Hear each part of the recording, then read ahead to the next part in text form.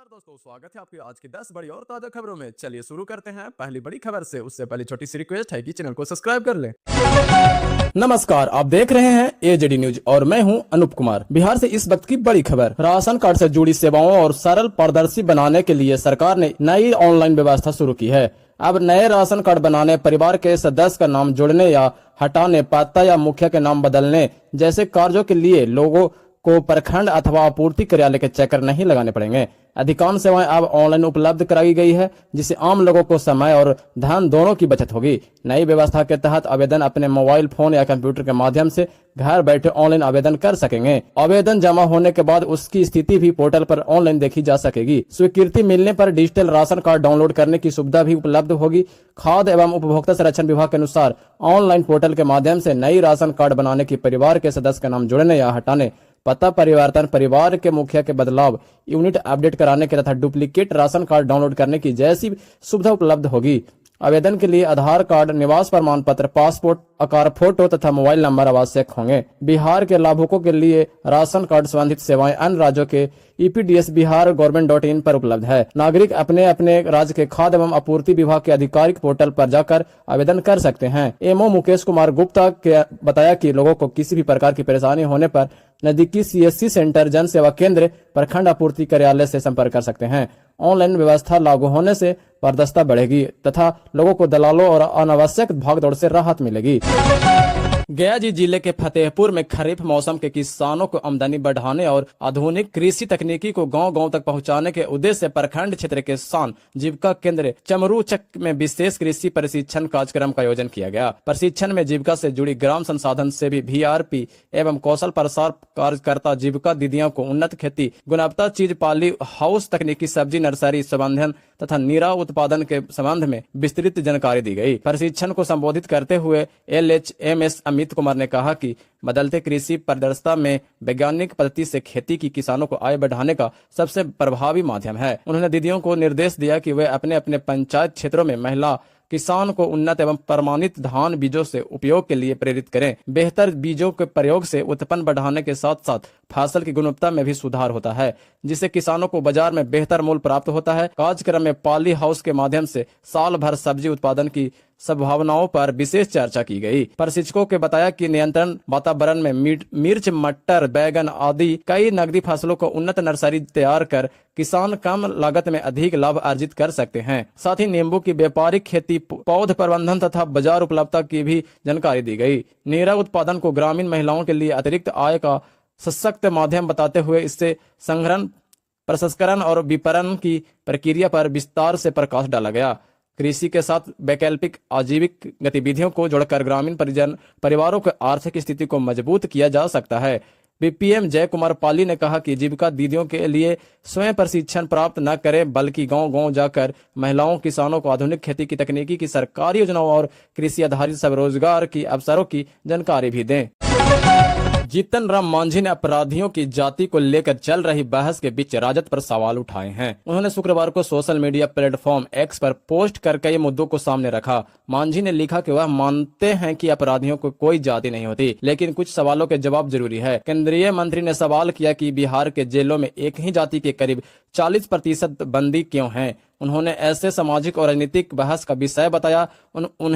उनके बयान के बाद राज्य के राजनीतिक में कई चर्चा शुरू हो गई। मांझी ने आरोप लगाया कि दलितों को सरकार की ओर से मिली पर्चे वाली जमीनों पर बड़ी संख्या में कब्जा किया गया है। उन्होंने दावा किया कि ऐसी जमीनों के बड़े हिस्से पर एक ही जाति के लोग का अवैध कब्जा है। उन्होंने कहा कि अनुसूचित जाति, अनुसूचित जनजाति अत्याचार निवारण कानून के तहत दर्ज मामलों में भी एक जाति विशेष के लोगों का नाम अधिक सामने आता है। इसके साथ ही उन्होंने कब्रिस्तान की जमीनों पर कब्जे और दंगों से जुड़ी मामलों का भी उल्लेख किया। मांझी ने अपने पोस्ट में कहा कि इन सवालों पर अब जवाब दिया जाना चाहिए। उन्होंने कहा कि दलित समाज किसी से डरने वाला नहीं है और मुद्दे पर अपनी आवाज उठाएगा। उनके इस बयान ने बाद राजनीतिक दलों के बीच आरोप प्रत्यारोप और दौर और तेज होने की संभावना है। बिहार के अपराध और जातीय राजनीति को लेकर पहले से बहस जारी है। ऐसे में मांझी ने बताया कि राजनीतिक का माहौल और गर्म कर दिया गया है। अब इस मुद्दे पर राजद और अन्य दलों की प्रतिक्रिया पर सभी की नजर टिकी हुई है।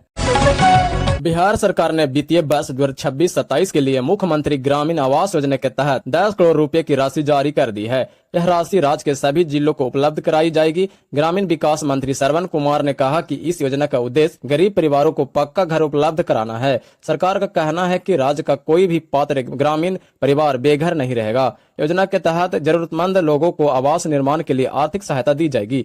इस राशि से लाभान्वित अपने अधूरे या जर्जर मकानों का निर्माण कार्य पूरा करा सकेंगे। जानकारी के अनुसार कई ऐसे परिवार हैं जो पहले किसी पुरानी आवास योजना का लाभ ले चुके हैं, लेकिन अब उनके मकान जर्जर हो चुके हैं। ऐसे परिवार प्रधानमंत्री आवास योजना ग्रामीण का लाभ नहीं ले पा रहे थे।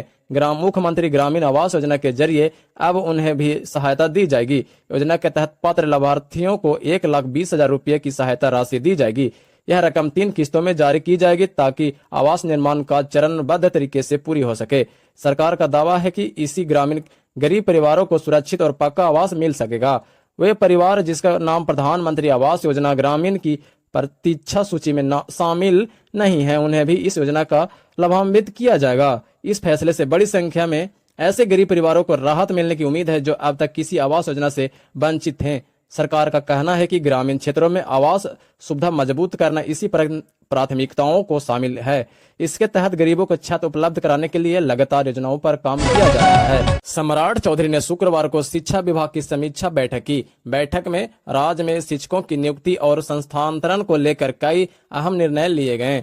मुख्यमंत्री ने कहा कि सरकार अगले 5 वर्षों में 1 लाख शिक्षकों की नियुक्ति करेगी ताकि स्कूलों में शिक्षकों की कमी दूर की जा सके। सरकार की योजनाओं के अनुसार प्रत्येक वर्ष करीब 20,000 शिक्षकों की नियुक्ति की जाएगी।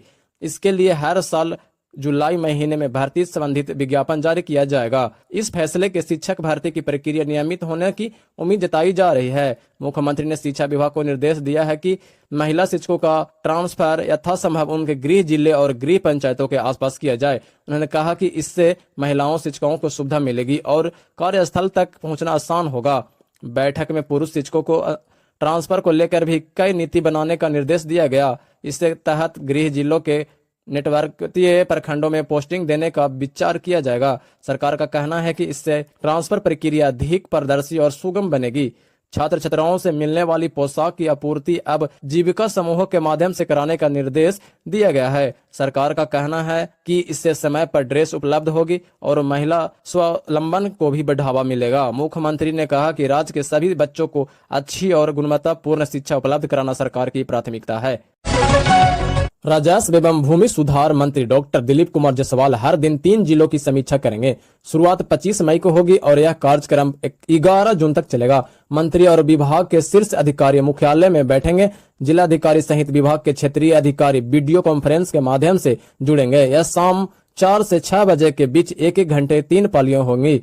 शुक्रवार को सभी जिलाधिकारियों को निर्देश दिया गया है कि वे स्वयं समीक्षा बैठक में शामिल हों तथा बंदोबस्त पदाधिकारी अब समाहर्ता जिला भू अर्जन अधिकारी भूमि सुधार उप महात्मा अंचलाधिकारी राजस्व पदाधिकारी एवं अन्य संबंधित अधिकारियों को उपस्थित सुनिश्चित करें। विभाग ने कहा कि समीक्षा के समय सभी अधिकारियों अध्ययन प्रतिवेदन उपलब्ध करने होंगे। ऑनलाइन दाखिल खारिज के डिफेक्ट चेक और लंबित मामले परिमार्जन प्लस के अंतर्गत डिजिटल जमाबंदी के शुद्धिकरण और छूटी हुई जमाबंदियों के डिजिटाइजेशन की प्रगति, ई मापी अभियान, बसेरा और सरकारी भूमि सत्यापन की स्थिति की भी जांच कराई जाएगी। राजस्व महाअभियान के अंतर्गत प्राप्त आवेदकों को स्कैन कर अपलोड करने तथा उसकी ऑनलाइन एंट्री की प्रगति, भूमि अतिक्रमण से जुड़ी मामलों में भी की गई कार्रवाई, विभिन्न जन शिकायत पोर्टल पर उपलब्ध आवेदकों की निष्पादन, सहयोग शिविर में प्राप्त आवेदनों की स्थिति तथा फार्मा रजिस्ट्री अभियान की प्रगति देने की कार्य की जाएगी। गया जिले के खिजरसराय प्रखंड के सिसबर गांव में स्थित संत थॉमस इंग्लिश स्कूल के वार्षिकोत्सव पर शुक्रवार के देर शाम आयोजित समारोह में शिरकत करने आए केंद्रीय मंत्री जीतन राम मांझी पर 4 युवकों ने पत्थर फेंककर हमला कर दिया। उस वक्त केंद्रीय मंत्री मंच पर भाषण दे रहे थे। अचानक हुए पत्थरवार से केंद्रीय मंत्री भाषण बंद कर इधर उधर देखने लगे।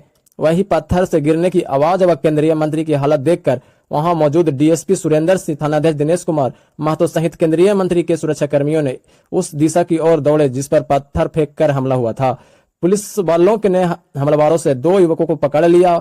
माहौल शांत होने के करीब 10 मिनट के बाद फिर मंच पर पत्थर फेंककर हमला हुआ। तब फिर सुरक्षाकर्मी उस दिशा की ओर दौड़े जिधर से पत्थर फेंक कर हमला किया गया था। घटनास्थल पर मौजूद डीएसपी केशन आनंद व बीडीओ सहित अन्य अधिकारी वहां पहुंचे और मामले की छानबीन की। वहां सुरक्षा के कड़े इंतजाम किए गए। कड़ी सुरक्षा के बीच केंद्रीय मंत्री मांझी ने अपना भाषण पूरा किया और बच्चों को पुरस्कार वितरण कर वहां से निकाल लिए। घटना की जानकारी पाते ही एसएसपी सुशील कुमार भी एक्टिव हुए और डीएसपी सुरेंद्र सिंह पूरी घटना की जानकारी ली। साथ ही दोषियों को विरुद्ध ठोस कार्रवाई करने का आदेश दिया। अपनी 5 सूत्री मांगों पर राज्य भर के पंचायत सचिव 45 दिनों से हड़ताल पर हैं। हड़ताल के दौरान विभिन्न जिलों में 623 पंचायत सचिव निलंबित किए गए हैं। हड़ताली पंचायत सचिवों पर प्राथमिकी दर्ज कराने की भी धमकी दी जा रही है। शुक्रवार को यह जानकारी बिहार राज्य के पंचायत सचिव संघ के अध्यक्ष वीरेंद्र कुमार विज्ञप्ति जारी कर भी संघ से दावा है कि इस बार अपनी मांग को पूर्ति कराए बिना हड़ताल की वापस नहीं होंगे। संघ ने यह कहा कि पंचायती राज विभाग कह रहा है कि पंचायत सचिवों की सभी मांगे मान ली है। यदि मांग मान ली गई है तो क्यों इसी से संबंधित पत्र जारी किया जा रहा है। पंचायत राज विभाग लगातार डीएम को दंडात्मक कार्रवाई के लिए आदेश दे रहा है। खाद्य एवं उपभोक्ता संरक्षण विभाग के सचिव दीपक आनंद के पदाधिकारियों को निर्देश दिया है कि अभियान चलाकर पीडीएस दुकानों का निरीक्षण करें और किसी प्रकार की गड़बड़ी मिले तो तत्काल कार्रवाई करें। उन्होंने कहा कि लाभार्थियों को सही मात्रा में समय पर गुणवत्तापूर्ण खाद्य उत्पन्न कराना सुनिश्चित करें। सचिव ने शुक्रवार को वीडियो कॉन्फ्रेंस के राज्य स्तरीय समीक्षा बैठक की। बैठक में सभी जिलों के जिला आपूर्ति पदाधिकारी और अनुमंडल पदाधिकारी जुड़े थे। उन्होंने सहयोग शिविर में प्राप्त आवेदनों पर भी कई कार्रवाई की अध्ययन स्थिति की समीक्षा की और लंबित आवेदनों के निष्पादन प्राथमिकता के आधार पर करने का निर्देश दिया। सचिव ने संदिग्ध राशन कार्ड से संबंधित डाटा की समीक्षा करने का निर्देश दिया है। साथ ही अपात्र लाभुकों को विरुद्ध नियमानुसार कार्रवाई की जाएगी। बिहार विधानसभा चुनाव में करारी हार के बाद से जन सुराज पार्टी और प्रशांत किशोर की सक्रिय राजनीति को लेकर तरह तरह की चर्चाएं चल रही है। इस चुनाव के जन स्वराज अभियान को कोई उल्लेखनीय सफलता नहीं मिली सकी है और पार्टी एक भी सीटें जीतने में असफल रही, जिसके बाद उससे राजनीतिक प्रभाव और संगठनात्मक मजबूती पर सवाल उठने लगे हैं। कई राजनीतिक विशेषज्ञों के अनुसार चुनावी हार के बाद जन स्वराज की गतिविधियों की सुस्ती देखी गई है और उनसे भविष्य को लेकर अटकलें तेज हो गई है। हालांकि अब प्रशांत किशोर एक बार फिर नए सिरे से अपनी रणनीति को उधार देने की तैयारी में है। प्रशांत किशोर ने पटना से सट्टे बिहटा के अमहारा गांव में लगभग 20 बीघा जमीन लीज पर ली है, जहां एक बड़ा राजनीतिक और प्रशिक्षण केंद्र विकसित किया जा रहा है। इस संस्थान को उन्होंने बिहार नवनिर्माण आश्रम नाम दिया है। यह केंद्र आने वाले समय में उनकी राजनीतिक गतिविधियां संगठनात्मक ढांचे का मुख्य आधार बनने जा रहा है। बताया जा रहा है कि यह आश्रम आईआईटी पटना के नजदीक एक आम के बागान में तैयार हो रहा है, जहां प्राकृतिक वातावरण बीच टेंट आधारित छोटे छोटे आवास बनाए जा रहे हैं। यहाँ कार्यकर्ताओं के रहने, प्रशिक्षण और भोजन की पूरी व्यवस्था एक ही परिसर में की जा रही है। अनुमान है कि यहाँ लगभग 2000 कार्यकर्ताओं के रुकने और प्रशिक्षण लेने की सुविधा विकसित की जाएगी। सूत्र यह भी बताते हैं कि 29 मई से यहाँ स्थानीय मुद्दों पर संवाद और मीडिया से बातचीत की शुरुआत की जाएगी। यह संस्थान केवल एक कार्यालय नहीं बल्कि एक दीर्घकालीन राजनीतिक प्रयोग के रूप में देखा जा रहा है। यहाँ आगामी वर्षों में संगठनात्मक विस्तार और रणनीतिक निर्णय पर फोकस रहेगी। दोस्तों, ये थी आज की बड़ी और ताजा खबरें। आपको कौन सी खबरें सबसे ज्यादा चौंकाने वाली लगी कमेंट करके बताएं और अगर वीडियो अच्छा लगा हो तो लाइक और सब्सक्राइब करना ना भूलें।